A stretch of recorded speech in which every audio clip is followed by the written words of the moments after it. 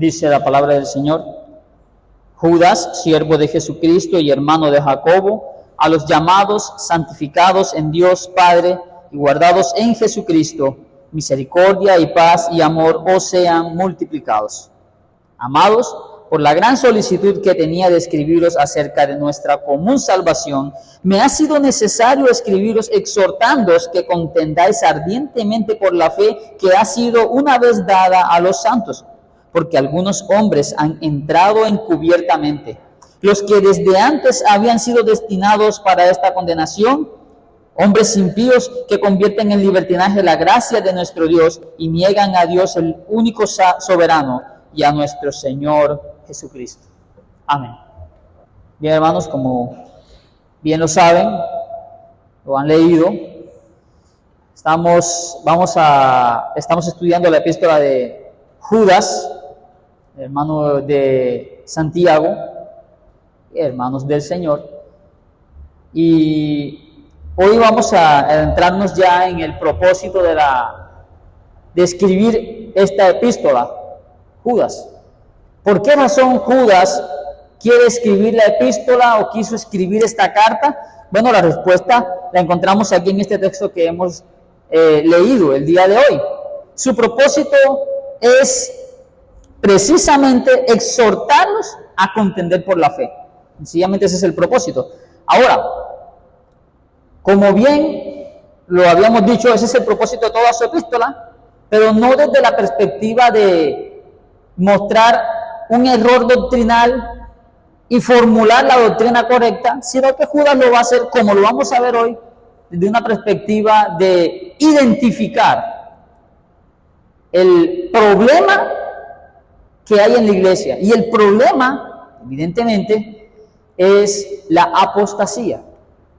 El problema que Judas va a tratar aquí es el problema de la apostasía, es el que está tratando en su iglesia, y por lo tanto, Judas, como un buen pastor, va a lidiar con este tema mostrando las características de los apóstatas y luego dando unas breves instrucciones para que se cuiden. Ahora, a nosotros adentrarnos en el texto, nos vamos a dar cuenta que este propósito de Judas, el propósito que él presenta para escribir la epístola, nos da un marco y la razón. Un marco para escribir y la razón. Es por eso que el título del estudio claramente es la necesidad de exhortarnos a contender por la fe. ¿Por qué razón? Porque el versículo 3 nos da el marco del por qué él escribe la epístola, o digamos la razón, y luego el versículo número 4 nos explica el por qué razón. ¿Ya? Quiero que lo veamos así, esos son los dos puntos que vamos a tener. Por un lado, el marco por el cual Judas se interesa en escribir esta epístola, luego la explicación que él da en el versículo número 4, el por qué, o la razón del por qué de él esa necesidad.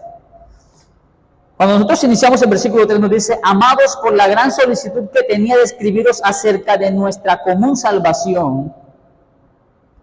Y allí en esas palabras vamos a encontrar nosotros algo que identifica al pastor, a los pastores de la iglesia primitiva, y en este caso a Judas como uno de ellos. ¿Qué es lo que identifica a este pastor? La gran solicitud que tenía de escribiros acerca de nuestra común salvación. Notemos aquí la expresión gran solicitud, que indica aquí cuál era el cuidado que Judas tenía hacia su iglesia o hacia aquellos a los cuales él tenía como consiervos o grey, aquellos a los cuales él había sido puesto como un maestro o como un pastor para cuidar. Y la actitud de Judas era que era alguien solícito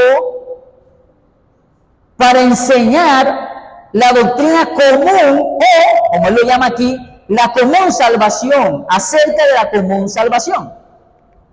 Judas entonces era un pastor que velaba porque todo lo tocante a la salvación común, y ya lo vamos a ver ahora un momento qué significa eso, salvación común, fuese comprendido por la iglesia. Y en esto que nos muestra Judas, un ejemplo puntual del ejercicio del pastorado bíblico entre la iglesia primitiva. Un pastor solícito en enseñar todo el consejo de Dios, procurando primeramente la unidad doctrinal. Note bien la expresión, la salvación común. Entonces, hermanos, esto nos indica la rapidez con la que Judas procura enseñar a la iglesia como un maestro de la palabra todo lo tocante al consejo de Dios. ¿A qué nos llama esto entonces? Evidentemente, de una forma práctica, a que como maestros de la palabra, nuestra actitud debe ser la solicitud, la agilidad para hacer lo que se nos demanda en la iglesia en cuanto a la enseñanza de la común salvación. Ahora, en cuanto a este tema de la común salvación, hay que mencionar que esto es una información que es común a la iglesia. O sea, Judas y de hecho todos los apóstoles evidentemente procuraban porque la iglesia tuviese un mismo sentir y creyese en una misma cosa. Al hablar de la salvación, no estamos hablando del término soteriología. Con esto queremos decir la doctrina de la salvación en un sentido, o sea, solamente enseñarle a las personas términos como justificación, redención, propiciación, reconciliación. No, parece ser que Judas, y de hecho si nosotros miramos toda su epístola, está haciendo referencia a todo lo necesario o concerniente a la vida de piedad, o sea, aquella vida a la que hemos sido resucitados cuando el Espíritu Santo obra en nosotros. Así que cuando Judas habla de común salvación, está hablando prácticamente de todo lo que el Señor nos había mandado, o como lo dice Hechos capítulo 2, versículo 45, la doctrina de los apóstoles. Judas era un ministro que quería que la iglesia tuviera un mismo sentido, una misma forma de ver la obra de Cristo, tanto en su trato con el pecado como en la forma de llevar a cabo la santificación en los creyentes. Y ese es el ejemplo de todos los apóstoles. Si usted mira las cartas del apóstol Pablo, todas las cartas del apóstol Pablo contienen un gran peso doctrinal, pero a la vez contienen una manera práctica de ejercer esa doctrina que ya fue enseñada. Así que, así como los demás apóstoles, debemos entender esta salvación común de la que muestra Judas como algo, un conjunto doctrinal, pero también práctico, de el compendio de la salvación, a la doctrina apostólica. Entonces, hermanos, aquí evidentemente, inicialmente, podemos decir que este es el marco en el cual Judas va a dar ahora su exhortación. El marco de un pastor, dirigente, solícito en enseñar a la iglesia todo lo concerniente al consejo de Dios. ¿Qué tenemos aquí? Eso. Un hombre solícito en enseñar todo lo concerniente al consejo de Dios y que la iglesia tuviera una unidad en esto. Entonces dice Judas que por la gran solicitud que él tenía, le ha sido necesario escribir a la iglesia exhortando que contiendan ardientemente por la fe. Y ahí encontramos nosotros la necesidad. ¿Cuál es el marco en el cual Judas dice que es necesario escribir que contiendan por la fe? El marco es ese.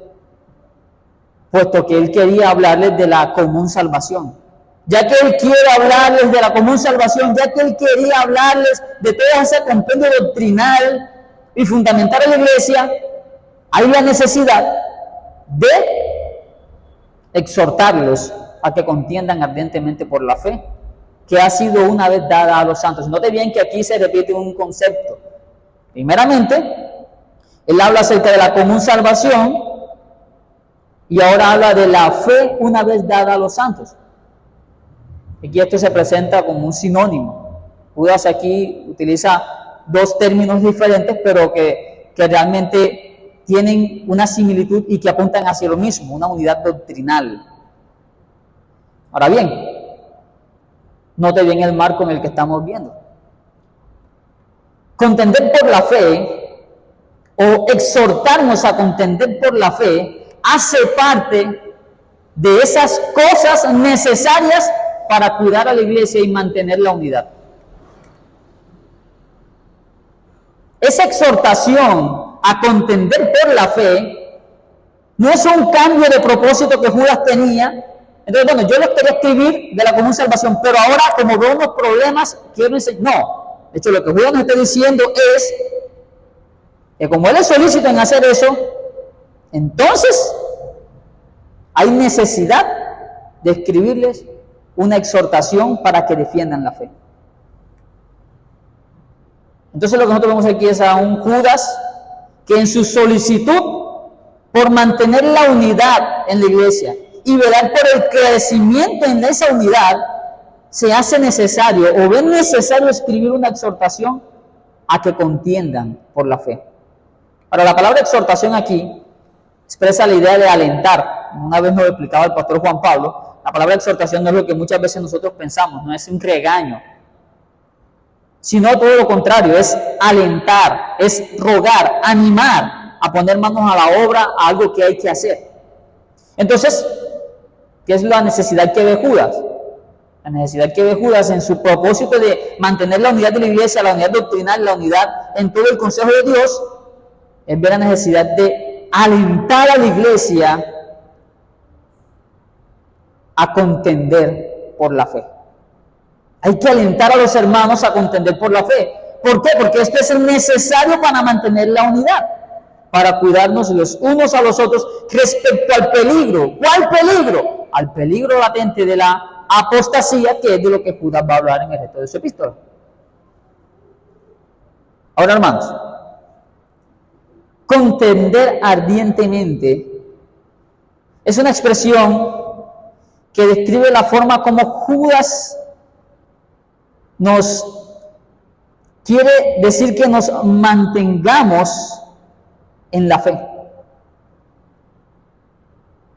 No es, como nosotros pensaríamos tal vez, no es una lucha cuerpo a cuerpo, tampoco es una discusión argumentativa. Ese contender por la fe que Judas expresa aquí no es la misma expresión que se utiliza en Corintios cuando se habla que oigo que hay entre vosotros contiendas y divisiones. No es esa misma expresión. La expresión que se utiliza allá para hablar de contiendas, y de hecho que se utiliza para hablar del fruto de la obra de la carne, es eritzeidia, que significa contiendas. Mientras que la palabra utilizada aquí es epagonizo, que viene de la raíz agonizo, y que más bien se utiliza como pelear o como competir por un premio. No es lo mismo competir por un premio a pelear y causar división. Entonces lo que Judas tiene en mente no es una pelea entre creyentes. O sea, no es que Judas está aquí animándonos a que hagamos de la iglesia una batalla campal cada domingo, o que comencemos ahora a discutir acaloradamente todos los días, sino que en el celo, porque tengamos una unidad, Judas nos va a animar a esforzarnos sin distraernos a fin de lograr una meta. Este contender ardientemente presupone una abnegación para superar obstáculos, evitar peligros, si fuese necesario incluso aceptar la muerte o el martirio. Entonces, Judas nos dice a nosotros, ha sido necesario exhortarlos a que contendáis, o sea, a que luchen, a que compitan por la fe. Ahora viene la pregunta, ¿cómo así que compitamos por la fe o que luchemos por la fe? ¿No es eso acaso lo como estábamos viendo, pelear, discutir por la fe? No, porque resulta que ese por la fe no indica un objeto de disputa a la fe, sino más bien una razón de pelear o de luchar o de competir. Voy a explicarme con un texto. Primero los Corintios capítulo 9, versículo 25 al 27. La pelea a la que Judas nos está animando es la misma que tuvo el apóstol Pablo en primero los Corintios 9, versículo 25 al 27. Es una pelea propia de cada uno. Es una lucha, es una contienda interna de cada creyente. Todo aquel que lucha, esa es la expresión, de todo se abstiene. Ellos a la verdad para recibir una corona incorruptible. Una corona corruptible, perdón. Pero nosotros una incorruptible. Así que yo de esta manera corro. Llama la atención que la palabra corro aquí también es la misma, viene de la misma raíz, agonizó. Yo de esta manera corro, no como a la aventura. De esta manera peleo. Nuevamente se repite la misma expresión. No como quien golpea al aire, sino que golpeo mi cuerpo y lo pongo en servidumbre. Ahora mire bien esto. No sea que habiendo sido heraldo para otros, yo mismo venga a ser eliminado. Ahí está nuestra expresión repetida 2 veces. ¿Y cuál es la forma como Pablo nos interpreta esta lucha? ¿Es una pelea, una batalla campal, es una discusión? No, es una perseverancia, es una carrera en la fe. No sea, dice el apóstol Pablo, que yo mismo venga a ser eliminado. Y es eso a lo que Judas ahora apunta aquí. La contienda por la fe es una batalla por permanecer. Entonces, por causa de mantener la unidad es que Judas nos exhorta a contender de esta forma, ardientemente, como quien no quiere dejarse descalificar, como quien no se quiere dejar ganar. De hecho, hermanos, este es el ejemplo que el apóstol Pablo nos presenta en 2 Timoteo 4:7. 2 Timoteo 4:7 nos dice: he peleado la buena batalla, he acabado la carrera, he guardado la fe.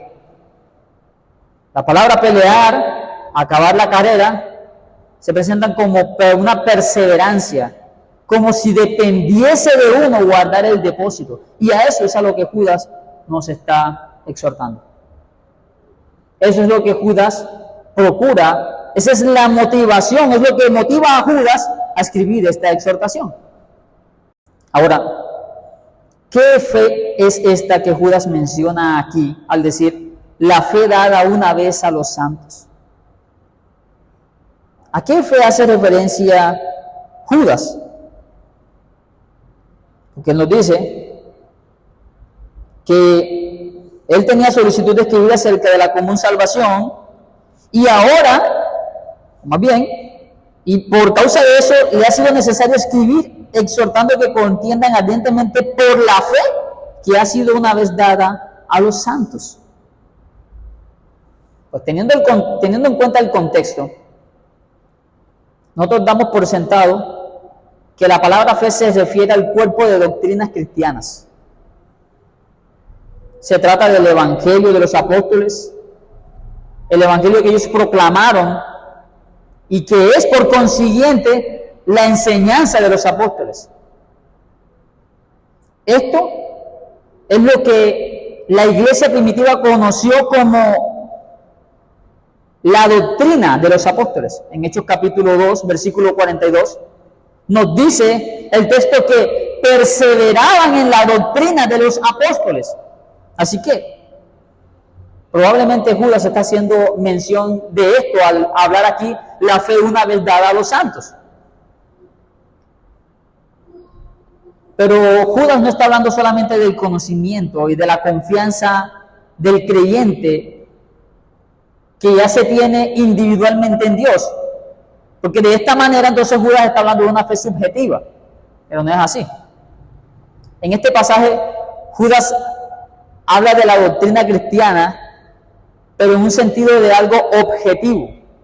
En el contexto que Judas está hablando, y de hecho por todo lo que él va a decir más adelante, Judas escribe acerca de la fe que se le entregó a los santos una vez por todas. Los santos, por supuesto, son los miembros de la iglesia. Los santos son aquellos creyentes que han hecho parte de la iglesia, tanto judíos como gentiles. A estos santos les ha sido confiado la palabra de Dios. Dios le entregó su verdad a nuestro Señor Jesucristo. Y el Señor Jesucristo le entregó esta verdad a los apóstoles, que a su vez nos la confiaron a nosotros. Es por eso que el apóstol Pablo, cuando le escribe a los tesalonicenses, por ejemplo, les dice lo siguiente en 1 Tesalonicenses 1, 6 al 8. Mira lo que dice el apóstol Pablo a los tesalonicenses, capítulo 1, versículos 6 al 8. Y vosotros vinisteis a ser imitadores de nosotros y del Señor, recibiendo la palabra en medio de gran tribulación con gozo y del Espíritu Santo, de tal manera que habéis sido ejemplo a todos los de Macedonia y de Acaya que han creído, porque partiendo de vosotros ha sido divulgada la palabra del Señor, no solo en Macedonia y de Acaya, sino también en todo lugar. Vuestra fe en Dios se ha extendido, de modo que nosotros no tenemos necesidad de hablar nada. ¿Cómo recibió la iglesia de Tesalónica la palabra? La recibieron en medio de gran tribulación, pero con gozo y del Espíritu Santo. Y dice el apóstol Pablo que después de que ellos se fueron, la palabra del Señor fue divulgada por ellos. Y de esa manera ellos dieron testimonio de la fe de ellos en el Señor. Mis hermanos, la enseñanza apostólica como una totalidad le fue entregada a la iglesia en una forma definitiva, hablando el Señor a los apóstoles y enseñándoles y encomendándoles que enseñaran a todo el mundo todas las cosas que Él les había mandado. Esa es la fe de la cual Judas habla aquí ahora, en la cual Él nos exhorta a que contendamos ardientemente. Entonces, hermanos, hasta aquí que tenemos que para mantener la unidad de la iglesia, el apóstol Judas, o Judas el pastor, escribe de una forma necesaria, exhortándonos a que nosotros contendamos ardientemente, o que batallemos o luchemos en esa fe, que sigamos adelante. Ahora bien, ¿cuál es la razón de dar esta exhortación? ¿Por qué? Bueno, versículo número 4 nos lo dice. Porque algunos hombres han entrado encubiertamente. La razón que Judas nos da para hacer esto, para exhortarnos a que contendamos en la fe, por la fe, es que algunos están en la iglesia, pero son infiltrados. No son creyentes. Solamente están, como lo diría alguien, camuflados. Judas los presenta aquí como encubiertos. Y esta expresión quiere decir, por lo menos en el griego, entrar al ponerse el sol o entrar sin luz. Lo que nos indica que estas personas entraron en la iglesia sin verlos, ocultos. Estos hombres, estos impíos, estos falsos creyentes, entraron de forma encubierta. Ahora, para la época de los apóstoles ya esto era una realidad. ¿Cuánto más para nuestra época?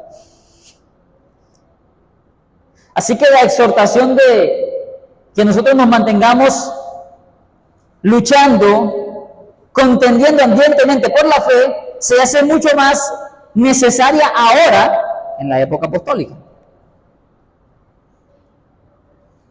Ya en la época de los apóstoles había hombres que no eran creyentes, que se estaban infiltrando en la iglesia, que estaban entrando en la iglesia de forma oculta.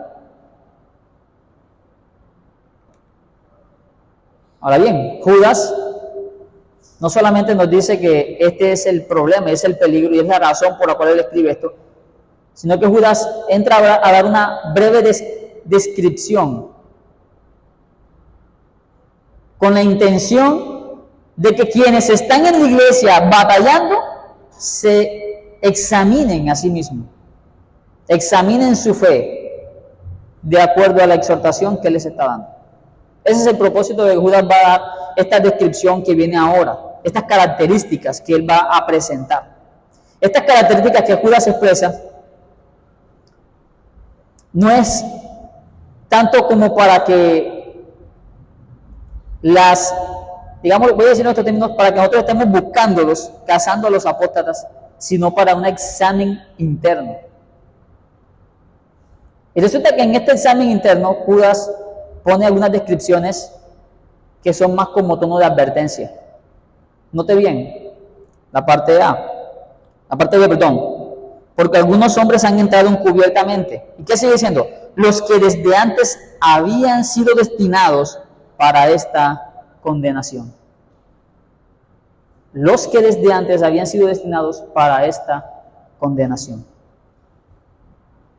Judas presenta a estas personas como aquellos que ya han sido destinados para una condenación.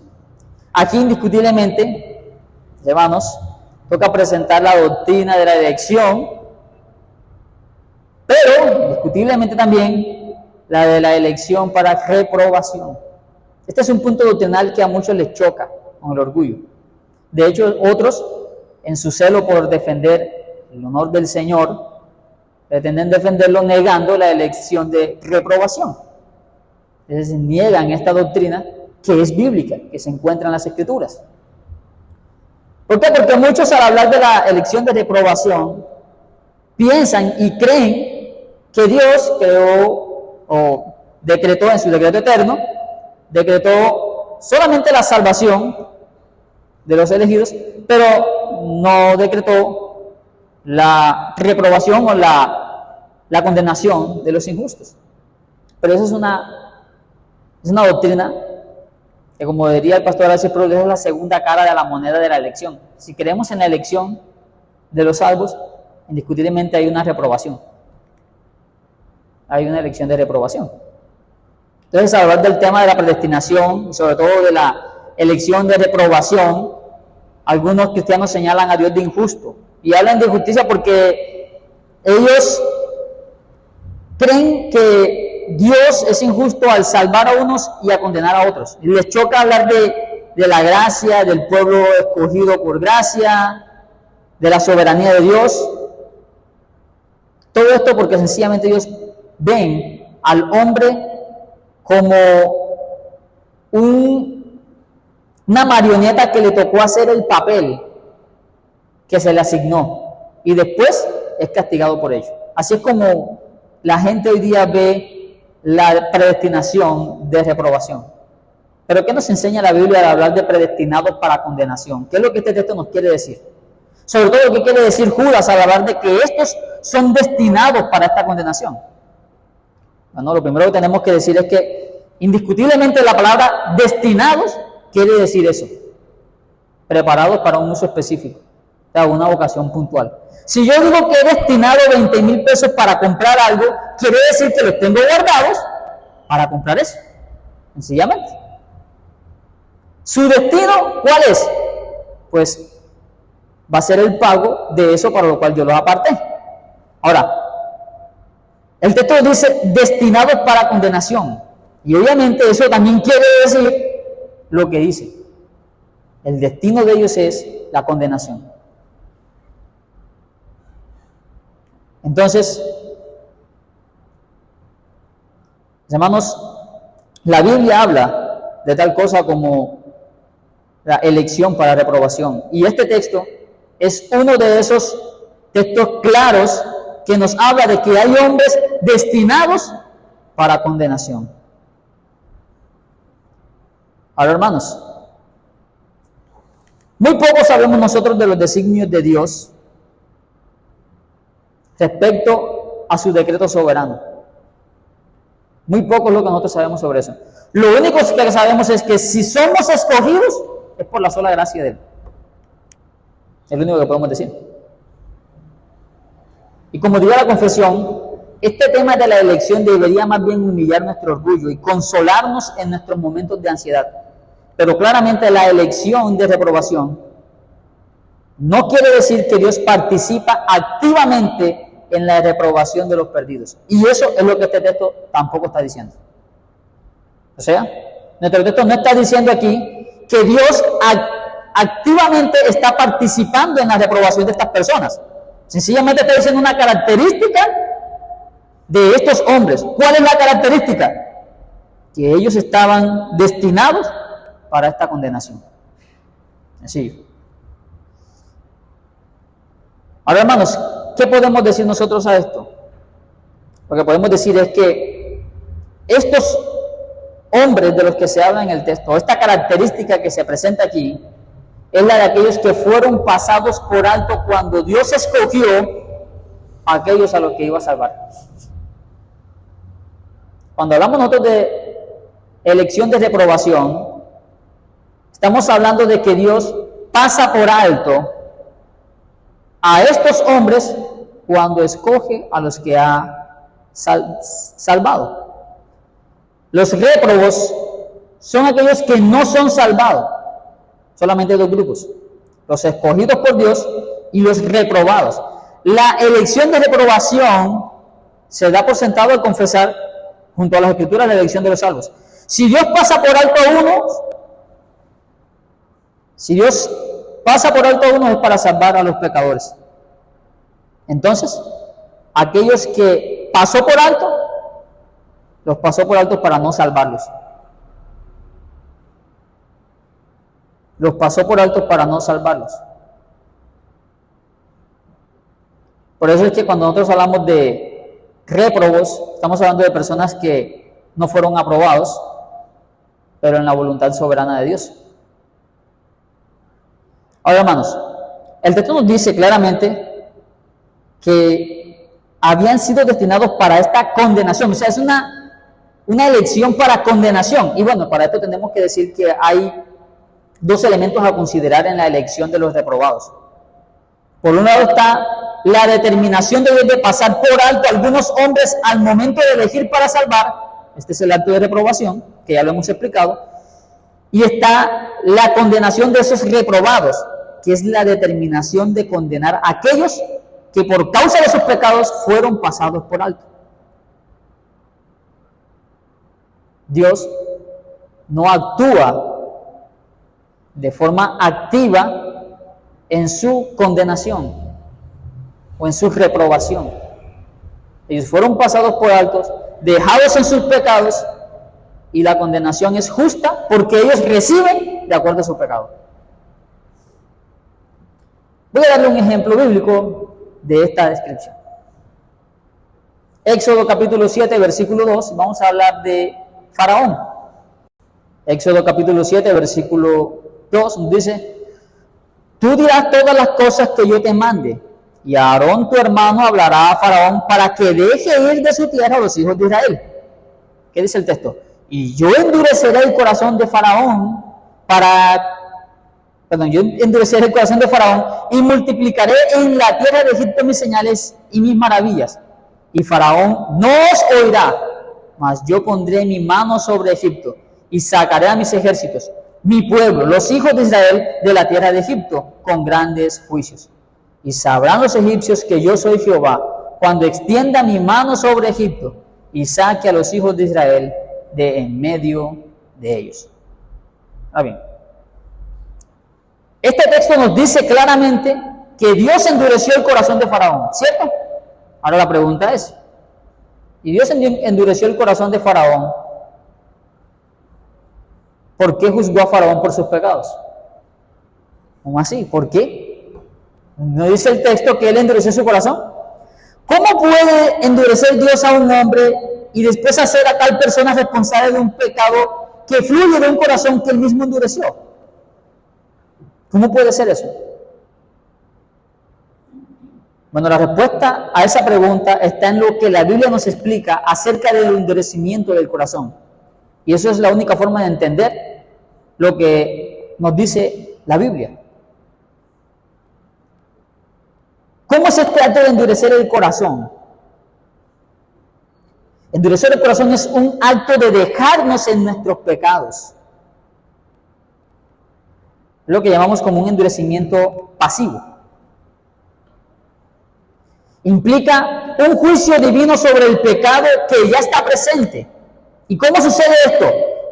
Lo único que Dios tiene que hacer para endurecer el corazón de una persona cuyo corazón ya es perverso es entregarlo a su pecado. Lo único que Dios tiene que hacer para endurecer a una persona es quitarle los frenos de su pecado para que se desenfrene más, para que siga pecando. Voy a ponerle otro breve ejemplo. Y esto fue lo que pasó con Faraón. Cuando Dios endureció a Faraón, sencillamente lo que hizo fue quitarle cualquier gracia que tuviese para que él siguiese endureciéndose más y más. Ahora, si ustedes lo ven tan claro en el caso de Faraón, vaya conmigo a Oseas capítulo 4, versículo 17. Está Dios exhortando a Israel, y el profeta nos está diciendo aquí que está llamando al arrepentimiento, pero no quieren escuchar.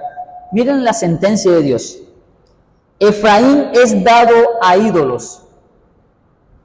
¿Qué dice después? Déjalo. Terrible. Pero hermano, no hay peor castigo para un hombre que Dios lo deje en su pecado. No hay peor castigo para un hombre que Dios lo deje en su pecado.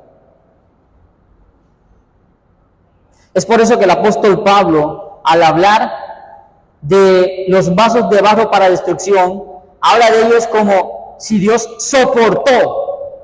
Vaya conmigo a Romanos 9, versículo 18. Romanos 9, ahí encontramos esa explicación que da el apóstol Pablo. Romanos 9, capítulo 10, versículo 18 nos dice: de manera que de quien quiere tiene misericordia, de quien quiere endurecer, endurece. Pero me dirás, ¿por qué? Pues inculpa. Porque ¿quién ha resistido su voluntad? ¿A la cual la respuesta que da Pablo? Mas antes, oh hombre, ¿quién eres tú para que alterques con Dios? Dirá el vaso de barro al que lo formó: ¿por qué me has hecho así? ¿O no tiene potestad el alfarero sobre el barro para hacer de una misma vaso un vaso de honra y otro para deshonra? Y que si Dios, queriendo mostrar su ira y hacer notorio su poder, soportó con mucha paciencia los vasos de ira preparados para destrucción. ¿Y lo nota? Los soportó. ¿Qué quiere decir esto? Dios quitó todo tipo de gracia que pueda haber en él para endurecerlo.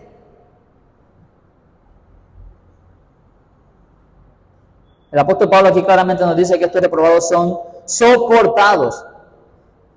No que Dios les esté constantemente enviando a su perdición. Ellos serán castigados en base a sus pecados, pecados a los cuales Dios los ha dejado y los entrega. Pero no está enviándolos activamente a pecar.